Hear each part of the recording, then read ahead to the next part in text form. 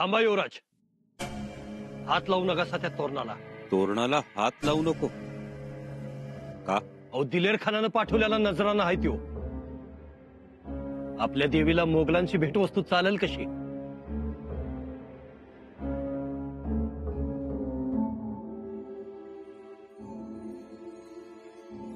तो नजराणा नको स्वीकारायला.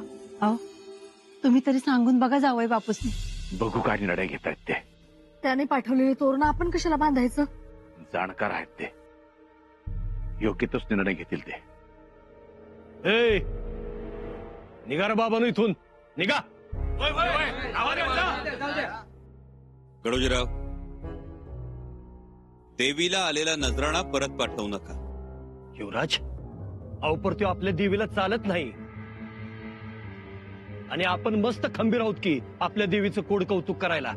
गडोजीराव, असू द्या नजराणा. युवराज, तुम्हाला आलेल्या खलित्याबाबत आम्ही काय बोललो का? घ्या नका घेऊ ते तुमच्या अखत्यारीतला विषय आहे, पर देवीला काय चालतंय हे आमासने ठाव आहे. युवराज, नका घेऊ, नका घेऊ, नका घेऊ ते तोरण युवराज. हा विषय मोठा नाही भावांनो. मोगलांनी पाठवलेलं नारळाचं तोरण बांधलं म्हणून आपल्या देवीचं महात्म्य कमी होणार नाही, उलट वाढेल ते. आज एक मोगल नारळाचं तोरण पाठवतो, उद्या दुसरा पायघड्या घालेल आणि घातल्याच पाहिजे, कारण ती जगज्जननी, ती सगळ्यांची आहे.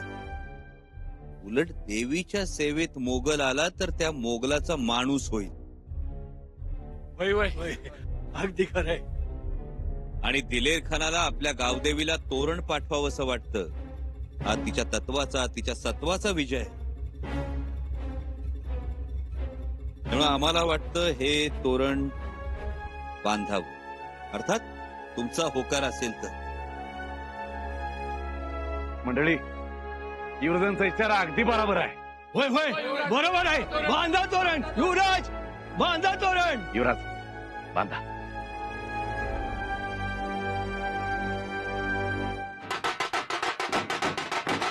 युवराज शंभूराजांचा, युवराज शंभूराजांचा, युवराज शंभूराजांचा, युवराज शंभूराजांचा, युवराज शंभूराजांचा, युवराज शंभूराजांचा, युवराज शंभूराजांचा.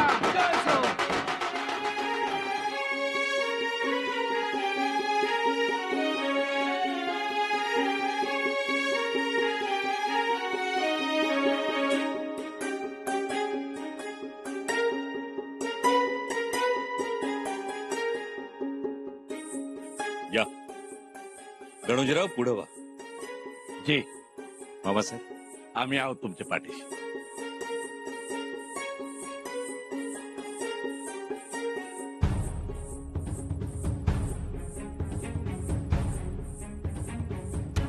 राज, कलशाला फिरून.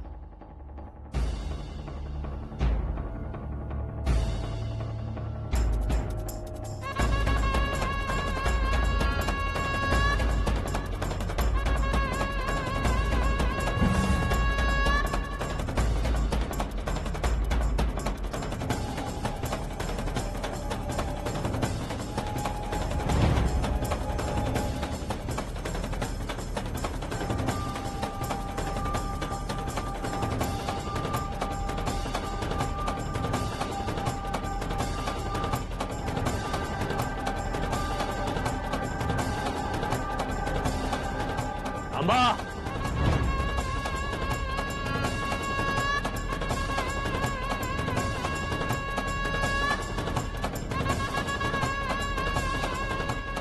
एक पाऊल मोहर टाकशिला तर याद राखा. जाने दीजिए हमें, आता आम्हाला कोणी रोकू शकत नाही. कलुषा भाऊ, देखिए, आप देवी के द्वार पर खड़े हो, नम्रतेने बोला. नम्रतेनंच बोललो होतो. उपयोग काय झाला? आलाच नव परत. आता काय? हम पूजा करने आए हैं राम देवी की. देवी आमची हाय. देवी सबकी है, सबकी माँ है और सभी माँ के. ए, ही पोपटपंची ठेवायची तुमच्या जवळच आणि गुमान निघायचं इथनं, नाहीतर तुम्हाला मारायचं असेल मारा. गावदेवी समोर आमचं रक्त सांडलं. कलशाला धन्यताच वाटेल. हे वागणं बरं नव्हं.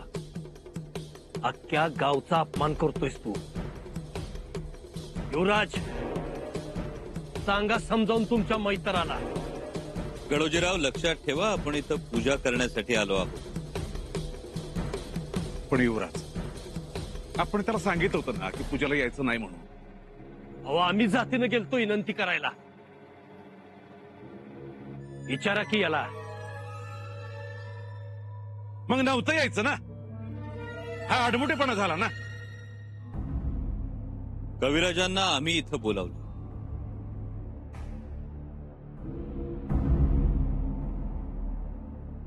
तुम्ही हो, आम्हीच. ऐकलं सकताय साहेब? या लोकांनी युवराजांनी बोलिवलंय. आता युवराजांनीच बोलिवलं म्हटल्यावर आमचं बोलणंच खुंटलं का नाही? पण हे बरोबर आहे का? युवराज, सांगा तुम्ही तरी. गणोजीराव, आता आम्ही काय सांगतो आहोत ते ऐका. गावकऱ्यांनो, कवी कलश आणि त्यांचे सहकारी देवळात आले तर तुम्ही त्यांना थांबा म्हणाला. पण जिच्या देवळात ते आले ती देवी त्यांना थांबा म्हणाली नाही. तिने त्यांना अटकाव केलेला नाही. अटकाव आपण करतो कारण आपल्या मनात भ्रम आहे. हा भ्रम भेदाभेद अमंगळ. त्यामुळं आधी मनातला हा भ्रम दूर करा. अहो, कसा दूर व्हायचा भ्रम? या असल्या लोकांच्या मुळे गावाचं नुकसान होतंय. गावात आघाडीच घडतंय. म्हणून यो पूजेचा घाट घातला नवा आपण. आणि तरी बी आजच्या पूजेला हीच मंडळी इथं हजर. उपयोग काय झाला मग? युवराज कशापायी बोलिवलं यासने? हीच तुमच्यातली दरी मिटावी, ती सुद्धा देवीच्या साक्षीनं. म्हणूनच आम्ही या सगळ्यांना बोलावलंय. माफी असावी युवराज, पण यो लई मोठा घोटाळा झाला. घोटाळा? गणोजीराव, हे ना अघोरी आहेत ना वामचारी. साधी सरळ पूजा करतात. आपण देवीची पूजा करतो, ते सुद्धा देवीचीच पूजा करतात. वेगळ्या पद्धतीनं का होईना, पण आपल्यासारखे ते सुद्धा जप तप करतात. मग आपण त्यांच्या साधनेत विघ्न का आणायचं? का त्यांना आपण आपलं मानायचं नाही? भावांनो, खरं तर आपलं अंतःकरण हे जातपात पंथ न मानणारं असलं पाहिजे. ही आपली आई, ही जगत जननी ज्याप्रमाणे सगळ्यांना कवेत घेते, सगळ्यांना आपलं मानते, त्याप्रमाणेच आपण सुद्धा सगळ्यांशी प्रेमानं आपुलकीनं वागायला नको? आणखी एक गोष्ट लक्षात घ्या. जर शाक्तपंथ हा मुळातच वाईट असता तर आमच्या आबासाहेबांनी त्याला स्वराज्यात स्थान दिलंच नसतं. पण त्यांनी दुसरा राज्याभिषेक निश्चलपुरी गोसाव्यांकडून करवून घेतला. तांत्रिक राज्याभिषेक. युवराज म्हणून आमचाही तसा अभिषेक झाला. त्यातही अघोरीपणा कुठंच नाही. खरं तर शाक्त पूजा म्हणजे शक्तीची पूजा, आणि शक्तीची पूजा म्हणजे स्त्री शक्तीची पूजा. आम्ही आमच्या आऊसाहेबांच्या विचारांची पूजा करतो, ती खरी शाक्त पूजा. तुम्ही सुद्धा तुमच्या घरातल्या स्त्रियांच्या विचारांचा आदर करा, त्यांच्या भावनांची कदर करा, समाजात घरात त्यांना महत्वाचं स्थान द्या. ती खरी शाक्त पूजा ठरेल. आणि अशा शाक्त पूजेची स्वराज्याला गरज आहे. नाहीतर इथं देवीची पूजा कराल आणि घरी जाऊन बायकोच्या अंगावर धावून जाल. तर दिखाव्यासाठी ही पूजा करूच नका. भावांनो, एक वेळ साप आणि मुंगसातलं द्वैत संपेल, पण पंथ संप्रदाय यांच्यातलं द्वैत काही केल्या संपणार नाही. त्यामुळे एकच गोष्ट लक्षात ठेवा. जर स्वराज्याची भाकरी भाजायची असेल तर केवळ आणि केवळ शिवविचारांची चूलच उपयोगी पडेल.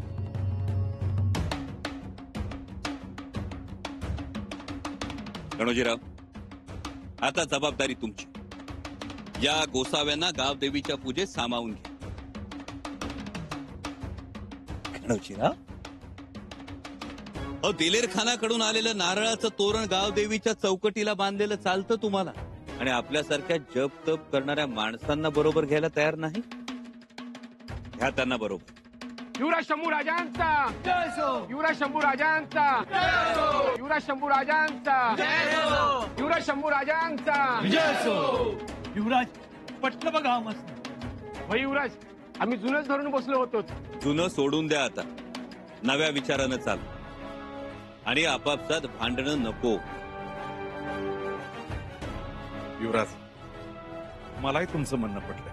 आम्हालाही खरा भेद आला लक्षात. त्यांना दूर लोटणं बरं नाही. शाक्तपंथाची उपासना म्हणजे स्त्री शक्तीची उपासना, आणि ही जर घरोघरी झाली तर आपलं स्वराज्य आणखी बळकट होईल. युवराज, करार. आरती गणोजीराव करते. गणोजीराज, लोकांचा कौल ध्यानात घ्या. आरतीचा मान युवराजासनी द्या, म्हणजे त्यासनी बी बरं वाटेल आणि आपला मोरला कार्यभाग सहज पार पडेल. गणोजीराव घ्या तर बघ. जीव, आरती तुम्हीच करा. होय होय तुम्हीच करा युवराज पूजा. होय होय तुम्हीच करा युवराज पूजा. युवराज, हो कधी नव्हं ते आणायचे या सोहळ्याच्या निमित्तानं आम्हाला गावलायचा. नाहीतर या पूजेला आरतीला तुम्ही कुठं असताय? करा की. युवराज, आरती तुमच्या हस्ते सुरू. शंभू राजांचा विजय असो. शंभू राजांचा विजय असो. शंभू राजांचा विजय असो. शंभू राजांचा विजय असो. शंभू राजांचा विजय असो.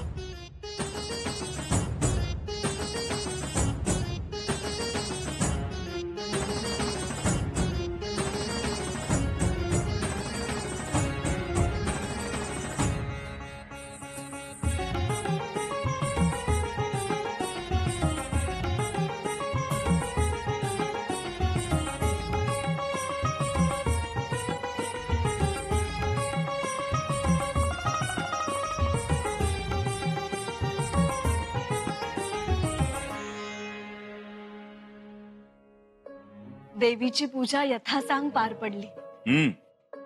पण त्याआधी किती चर्चा घडल्या, किती वाद झाले. हो ना, कविराजांच्या विरोधात गावकरी उभे राहिले म्हटल्यावर तर आमचं मन थाऱ्यावरच राहिलं नाही हो. कुणाच्या काळजीने? कविराजांच्या की गणोजीरावांच्या? आम्हाला काळजी होती ती तुमची.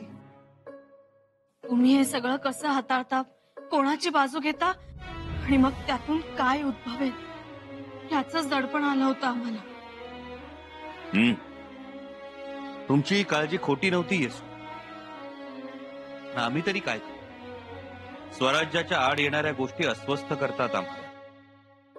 त्याची कल्पना आहेच आम्हाला. रयतेत कोणत्याही कारणानं बेबनाव बेदिली माजली तर स्वराज्यासाठी घातक आहे ती.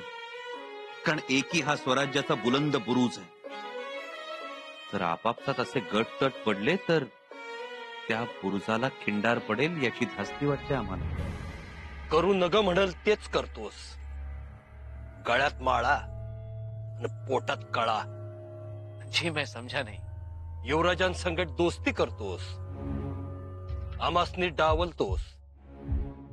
देवळात येऊ नको म्हटलं तर मुद्दाम येतोस. लेकिन वो शंभूराजे. अरे कशाला त्या देव माणसाच्या मागे लपतोस?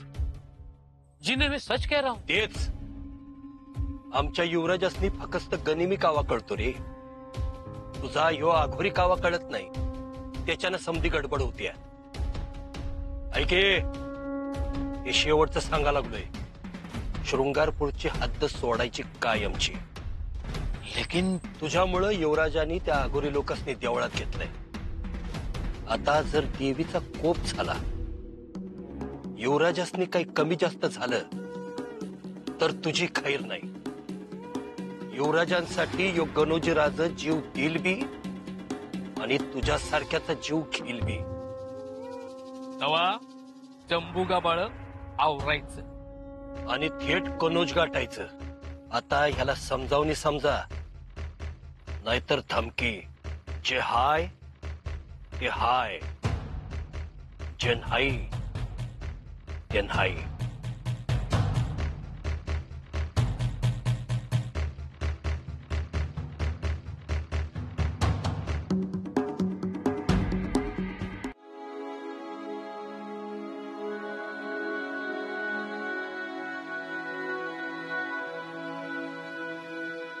युवराज, आपने हमें याद किया. कविराज, एका गोष्टीचा अर्थ आम्हाला लागत नाही. बरं झालं तुम्ही आलात. अर्थ तर आम्हाला बऱ्याच गोष्टींचा लागत नाहीये. कविराज, जी आप कुछ कह रहे थे. आधी आम्हाला सांगा काय झालंय. हे कुछ नाही, खरंच.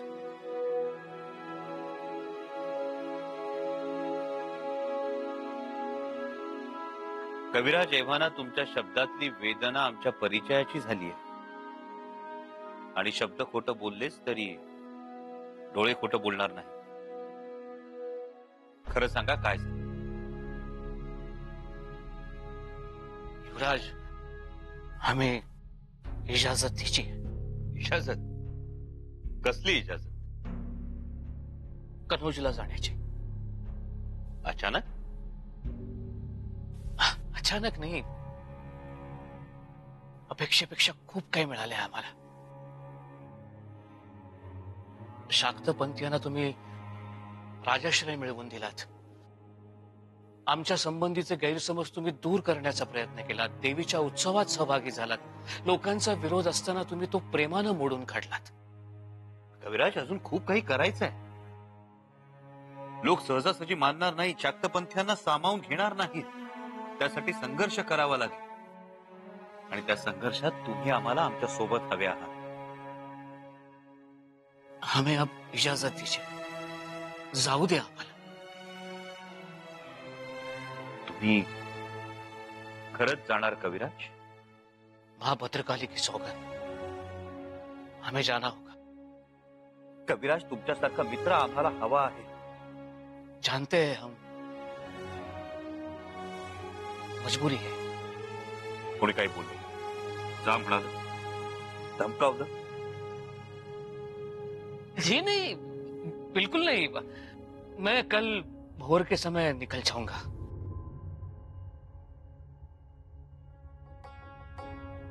कविराज, कधी कधी आम्हाला आमच्याच नशिबाचं आश्चर्य वाटतं. जेव्हा जेव्हा एखादी गोष्ट आम्हाला जवळची वाटते, तिची आम्हाला नितांत गरज भासू लागते, नेमकी तेव्हाच ती आमच्यापासून दूर जाते. नाही, काही वेगळं करत नाही आहात तुम्ही. अनुभव आहे आम्हाला आजवर. अनेक गोष्टींना पारखे झालो आहोत आम्ही.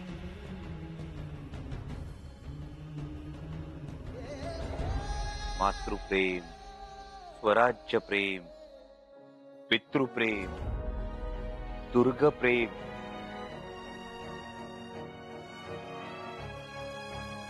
आणि आता मित्रप्रेम. या आपण. क्षमा कर युवराज, येतो आम्ही.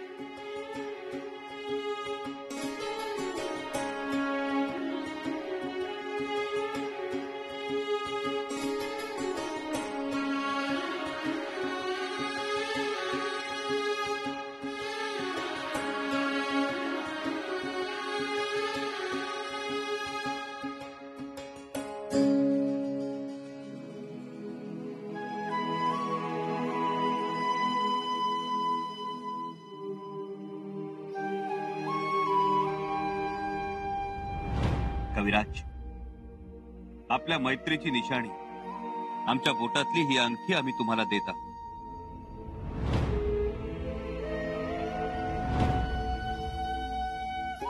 मित्र की जगह चरणों में नहीं, हृदय में होती है.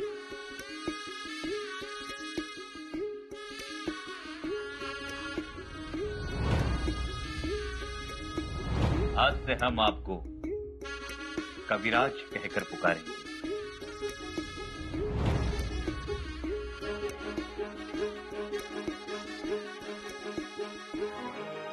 युवराज, कविराज, मैं आपको छोड़ के नहीं जा सकता. कविराज उठा. कविराज, मैत्री म्हणजे त्यागाचा अहेव तंतू, अखंड तंतू, न तुटणारा.